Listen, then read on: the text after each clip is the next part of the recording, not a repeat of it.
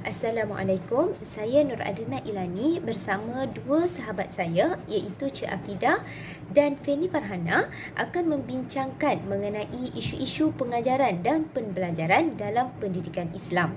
Perkara-perkara yang akan kami ulaskan dalam topik ini adalah berkaitan dengan pengajaran dan pembelajaran di rumah, PDPR, pengajaran dan pembelajaran dalam talian, akhlak guru dan kualiti guru pendidikan Islam. Seterusnya adalah rumusan. Kita lihat kepada topik yang pertama iaitu PDPR. Seperti mana diketahui, PDPR ini berlangsung akibat daripada perintah kawalan pergerakan kerana penularan COVID-19 yang meningkat dari sehari ke sehari. Okey. PDPR merupakan satu inisiatif daripada pihak pendidikan, pihak kerajaan untuk menjalankan pengajaran dan pembelajaran kepada murid ke perintah PKP dijalankan. Okay. Pengajaran dan pembelajaran di rumah ni telah menimbulkan beberapa isu tanggapan dalam kalangan guru. Antara isu yang sering dikaitkan dengan PDPR ini adalah isu tekanan dan beban tugas guru. Okey, menurut Reaksi Jidin 2020, guru-guru ni terbeban dengan tugas-tugas yang tidak relevan dan memberi kesan kepada PDP yang akan dijalankan. Yang kedua adalah kekurangan kemahiran dan dalam teknologi. Okey, segelintir guru-guru berasa tertekan dan terbeban kerana mereka terpaksa menggunakan teknologi secara optimum semasa pengajaran dan pembelajaran dijalankan di rumah. Yang ketiga adalah memerlukan banyak masa untuk menghasilkan PDP dalam talian. Menurut Zul Azizi Nanawi 2020, guru pendidikan Islam terasa terbeban apabila mereka terpaksa menumpukan fokus mereka terlalu lama untuk menghasilkan bahan pengajaran dan pembelajaran mereka kepada murid, terutamanya dalam menggunakan teknologi untuk menghasilkan bahan pengajaran mereka lah. Okey, yang keempat adalah persekitaran pengajaran yang tidak kondusif. Menurut Masin Taira 2020, persekitaran PDPR yang menyebabkan guru-guru ni terpaksa meimbangi tugas mereka mengajar, itu tugasan mereka mengajar di rumah dengan tugasan mereka sebagai ibu bapa di rumah. Okey, yang kelima adalah kurangnya sokongan ibu dan bapa. Menurut Golyong Itanaol 2020 dan Purwanto 2020, mendapati PDPR yang dijalankan kurang mendapat kerjasama daripada ibu bapa. Okey, sekiranya ibu bapa tidak memberi sokongan kepada usaha guru dalam melaksanakan PDPR ini, secara tidak langsung akan memberi kesan yang negatif kepada perkembangan pembelajaran anak-anak di rumah. Okey, seterusnya isu pengajaran dan pembelajaran ini akan diulas oleh sahabat saya berkaitan dengan pengajaran dan pembelajaran dalam talian. Assalamualaikum. Okey, giliran saya pula, Feni Farhana akan membentangkan isu-isu dalam pengajaran dan pembelajaran secara dalam talian ataupun kita panggil online learning lah. Okey, saya secara ringkasan saya keluarkan 3 isu berkenaan dengan online learning. Yang pertama, guru kurang pengetahuan dan kemahiran menggunakan ICT. Dan yang kedua, kepuasan pengajaran guru yang terbatas. Dan yang ketiga adalah sikap dan penerimaan murid akibat daripada online learning.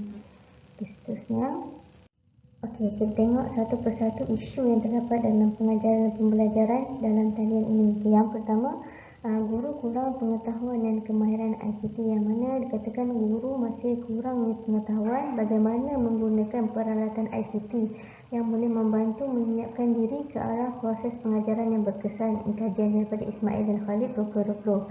Dan itu tahap kemahiran guru sekolah menengah juga dikatakan berada di tahap yang rendah dalam menggunakan ICT. Kajian daripada Muhammad Razali 2016.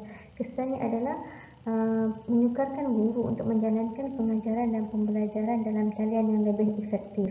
Isu yang kedua adalah kepuasan pengajaran yang terhad dan terbatas, di mana guru tak perlu mengajar dengan menunjukkan ekspresi muka dan bahasa badan ataupun kita panggil body language, seperti mana yang berlaku ketika pengajaran secara bersemuka. Kajian daripada Alam Wamlih 2020. Online learning ini memerlukan komunikasi dan interaksi dua hal yang lebih aktif. Kenapa? Sebab guru tu dah tak ada interaksi mimik muka, body language, sentuhan kan.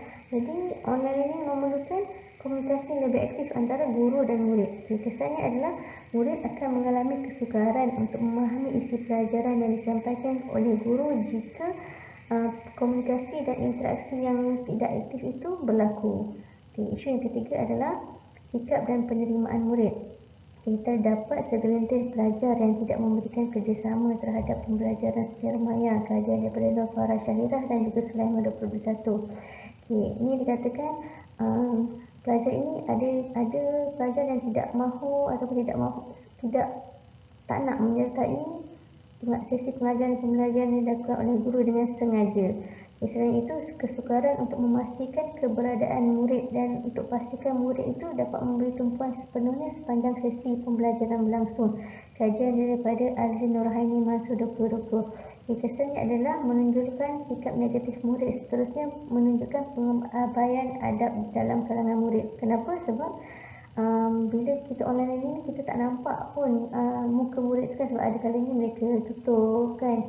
Dan kita hanya online tapi kita tahu betul ke tak murid tu ada kan. Ini antara isu-isu yang dibangkitlah melalui online learning. Isu yang ketiga ialah isu akhlak guru dan juga kualiti GPI. Okey, di sini ada beberapa isu dan juga akhlak yang telah dikenal pasti. Okey, yang pertama tidak mencerminkan akhlak dan juga personaliti guru pendidikan Islam. Yang kedua, kurangnya kualiti pengajaran dan pembelajaran. Yang ketiga, kurangnya kualiti penggunaan ICT. Yang keempat, kurangnya pengetahuan ilmu khusus iaitu pendidikan Islam. Dan yang kelima ialah kurangnya kemahiran intrapersonal dan juga interpersonal. Baik, berdasarkan kepada isu akhlak dan juga personaliti guru pendidikan Islam, terdapat beberapa kajian dan juga pendapat menjelaskan tentang isu ini. Antaranya ialah kajian oleh Salbiah binti Muhammad Saleh dan rakan-rakan 2017 menyatakan bahawa akhlak GPI berada pada tahap rendah dan tidak mampu untuk mengamalkan akhlak yang baik secara keseluruhan dalam kehidupan seharian. Manakala menurut Rashidah Rashid dan juga Hailan Sulaiman 2015 pula menjelaskan bahawa sejumlah besar GPI bersifat bengis, suka membebel dan juga menggunakan perkataan kasar apabila menegur murid. Ini telah memberi impak yang negatif kepada murid untuk lebih mendekatkan diri kepada guru pendidikan Islam. Lebih parah lagi apabila isu ini telah dibincangkan di dalam akhbar dan juga di kaca-kaca televisyen. Antaranya ialah berita harian 2021, guru agama memukul murid. Free Malaysia Today 2020 membincangkan tentang guru agama dituduh melakukan seks oral kepada murid. Sinar Harian 2018, guru agama dituduh mencabul murid. Dan juga Astro Awani 2021 menyatakan tentang guru agama dituduh meliwat belajar. Ini telah mendatangkan persepsi negatif masyarakat kepada guru pendidikan Islam itu sendiri, dan ini telah menjatuhkan maruah GPI itu sendiri. Perkara ini berlaku disebabkan oleh beberapa faktor. Menurut Muhammad Anwar Mahmad dan rakan-rakan 2016, beliau menyatakan bahawa terdapat beberapa isu yang berkaitan dengan etika guru yang menjejaskan personalitinya. Antaranya ialah kurang ikhlas dalam menyampaikan ilmu, tidak hadir bekerja tanpa sebab, gangguan seksual kepada pelajar dan rakan sejawat berlainan jantina, melanggar batas perhubungan guru dan juga pelajar, merokok di kawasan sekolah, memukul pelajar melebihi batas, tidak amanah dengan waktu kerja, tidak berlapang dada, menyalahgunakan media sosial, tidak menghormati pelajar dan juga ibu bapa, serta tidak membawa imej yang baik sebagai guru pendidikan Islam. Perkara inilah yang menyebabkan akhlak dan juga personaliti guru pendidikan Islam dipandang rendah. Seterusnya ialah isu kualiti guru pendidikan Islam. Yang pertama, kualiti PDP. Sebagaimana yang kita tahu, dalam pengajaran dan pembelajaran wujudnya guru dan juga murid, maka pembelajaran dua hala sangat digalakkan. Namun, menurut Abdul Munir Ismail 2018 menyatakan bahawa masih lagi terdapat guru pendidikan Islam menggunakan pendekatan pengajaran tradisional, iaitu pendekatan menyampaikan maklumat kepada pelajar secara sehala sahaja tanpa mengambil kira sama ada pelajar itu faham ataupun tidak maklumat yang telah disampaikan. Yang kedua ialah kemahiran ICT.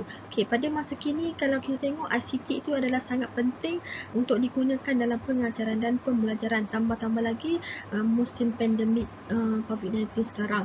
Tetapi segelintir GPI masih lagi tidak mahir dan juga tidak menggunakan ICT dan juga bahan elektronik dalam pengajaran dan juga pembelajarannya. Menurut Abdul Halim dan juga Zawawi 2016, GPI perlu mempersiapkan diri dengan kepribadian yang mulia serta kemahiran dan kecekapan pengurusan, komunikasi, ICT, penulisan, berbahasa, merawat dan seni bagi mencapai kualiti dan juga kecemerlangan seseorang guru. Yang ketiga ialah pengetahuan GPI.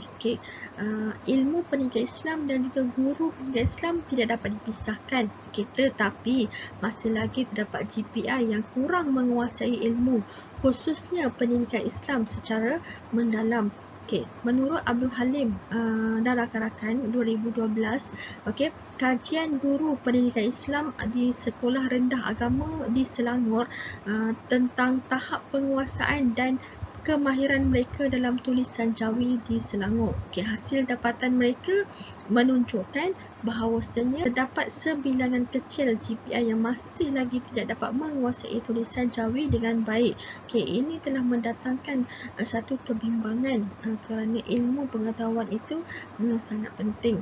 Yang keempat ialah kemahiran intrapersonal dan juga interpersonal.